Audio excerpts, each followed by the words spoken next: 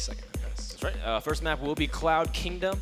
Pretty standard map for Protoss versus Terran. Pretty safe for all kinds of style. I'm very excited to see what Naniwa is going to bring to the table, as well as see, we've seen a lot of Naniwa, but he's constantly kind of reinventing himself. So you can't necessarily predict all the time what Naniwa is planning. At the same time, C, still pretty new to StarCraft 2 scene. Not many people know his kind of style yet. Yeah, we don't. But we'll have to figure it out with all of you guys. The countdown has begun. I hope you guys are ready for Naniwa versus C. Are you guys ready? Guys, this is losers bracket round number 3. Winner advances, loser goes home. Liquid C versus Myonix Naniwa. 2 people enter, 1 will leave. This is IPL 5. Very nice, very nice.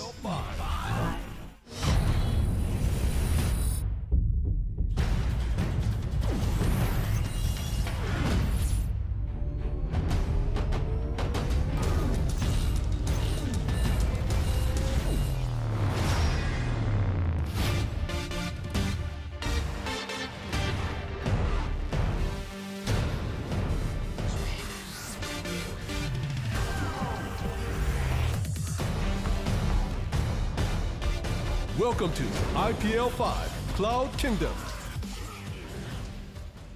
Over here in the top right corner of Cloud Kingdom, we have the newest addition to Team Liquid, the Terran player hailing back from Brood War. He is Liquid C.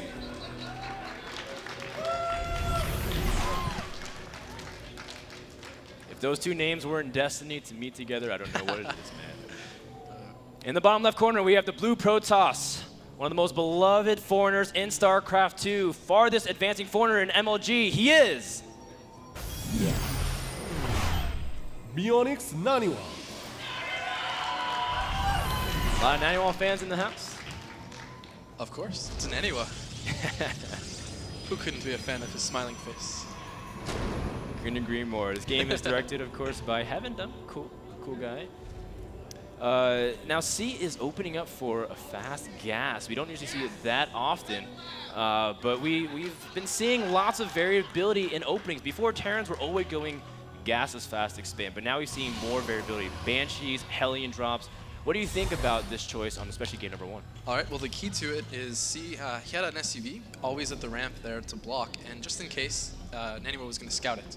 And so the beauty of this build nowadays is that always the Protoss cannot get into the main base because they'll always build that supply depot. And that way they can't ever tell if it's a gas first.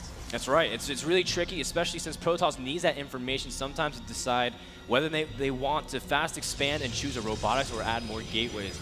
That always is kind of a toss-up in the Protoss's mind. Depends on how safe they want to play. But, Naniwa is a safer player. I mean, you've been having the experience of being able to play lots of players at his caliber. Do you think Naniwa is going to try to play more safe, or do you think, this is a match, and since C is kind of unknown, how do you think he should approach this match? All right, well, if there's one thing I've learned about playing people at a high level is you can't really ever classify them as safe or as macro-y or as anything really, because they can always surprise you. And that's what they're going to do. They're going to play these little mind games where one game maybe they'll play very safe. The next game they'll play very, very greedy. It's just going to be a coin flip on what they see. So you've got to watch these little things, like this SCV timing. You've got to be able to see that and figure out exactly when that goes away, and then we'll see kind of what Naniwa goes from there. You can see Naniwa's accomplishments. They're pretty good. In 2011, he won MLG there, and even in 2011, it was the Providence runner-up to Lenok. But he's placed really well in a couple of GSL seasons. Basically putting him in the contention. Is he one of the best non-Koreans? Everyone pretty much mutually agrees he's always in that discussion, depending on what version of Naniwa shows up. But look at this chef. Naniwa already showing a little bit of deviation from standard macro play, going for a Twilight Council and a Robo. 4-gate Blink is very powerful on this map. And Naniwa setting up for a big one-base play. Yeah, I think so. And C does kind of see it. He had that engineering bay there for so long, so he's got to know something is kind of up. Maybe he doesn't know what it is, but there hasn't been a Nexus still, and he knows that.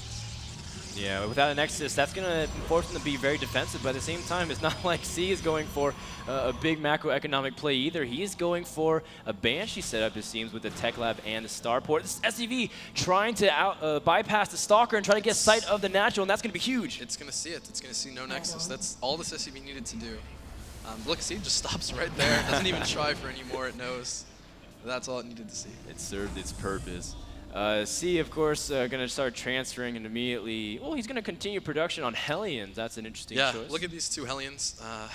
Naniwa just kind of is out of position to stop them from going up the ramp. They're going to see, I think, everything. Oh my. In fact, he does see everything. Sees the Robo, sees the Gateway, and I mean, doesn't necessarily have to see the Twilight Council, but when we see so many Stalkers, he's going to know the probes are lining up beautifully. The Hellions still getting in pretty good shots. Overall, C's gotten everything, every bit of intel he's ever wanted. He should be fully prepared for this push. 5 probes were killed with those Hellions, and then 2 more running in. They might even get some more. How many is the question? 2 more go down.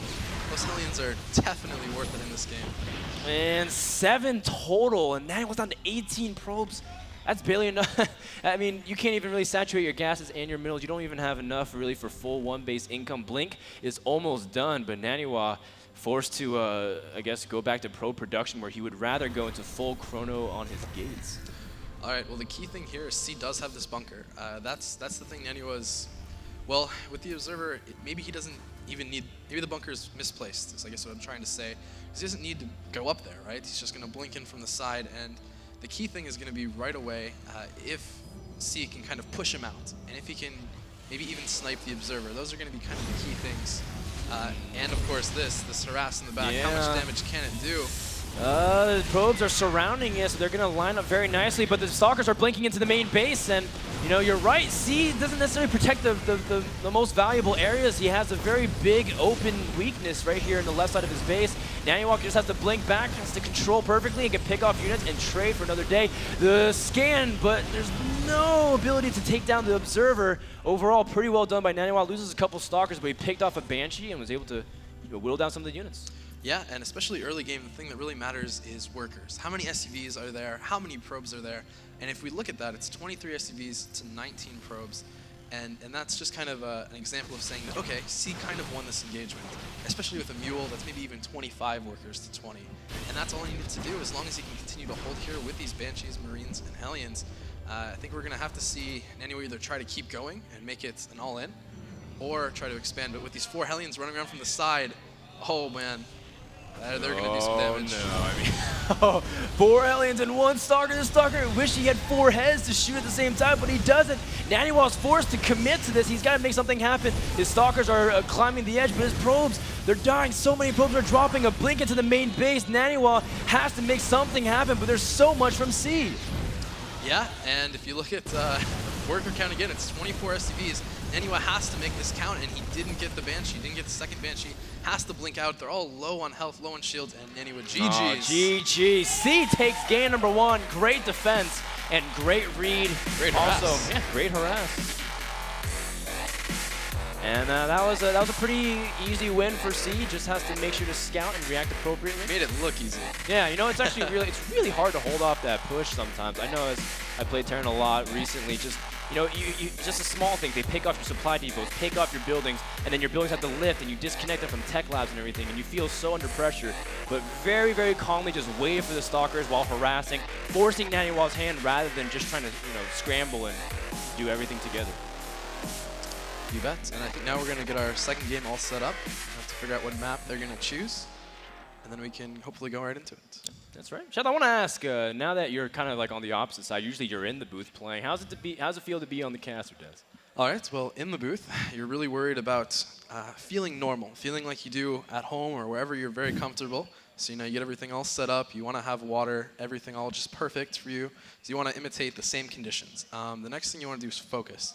You don't want any admins to come up and be like, hey, are you okay? Like, no, you usually want to just focus, get in the zone, and from there you just play the best you can. But when you're a commentator, I'm fine. Anyone wants to come up, say hi. It's not your keyboard. It's not even your time, man. You can just do whatever you want. It's awesome. That's great. I mean, you were telling me how you were shopping for ties around the Cosmo. But Cosmo's a great hotel, don't you guys think?